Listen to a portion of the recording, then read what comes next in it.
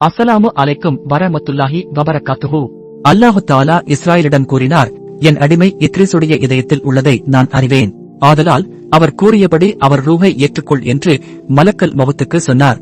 அதன் பிறகு இத்ரீசுடைய உயிர் கைப்பற்றப்பட்டு சிறிது நேரத்தில் உயிர் எழுப்பப்பட்டார். பின்பு அவர் அதிகமாக இபாதத்து செய்பவராகவும் தொழுகை நோன்பு மிகுதமாக செய்பவராகவும் இருந்தார். பின்பு இத்ரீஸ் அலை எனக்கு நரகத்தை காண்பிக்க வேண்டும், நரகத்தை பார்க்க நான் ஆவலாக இருக்கிறேன் என்று இஸ்ராயேலிடம் கேட்டார்.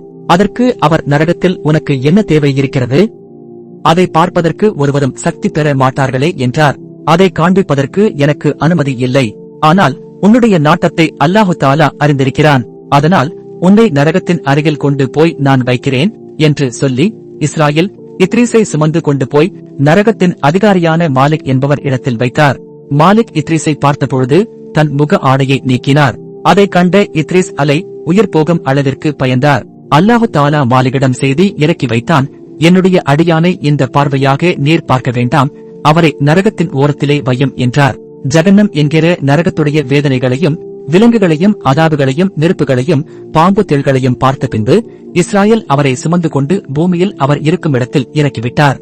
நரகத்தைக் கண்டு இத்ரீஸ் அலை இரவில் தூக்கம் இன்றி மிகவும் அதிகமாக இபாதத்து செய்து கொண்டிருந்தார்.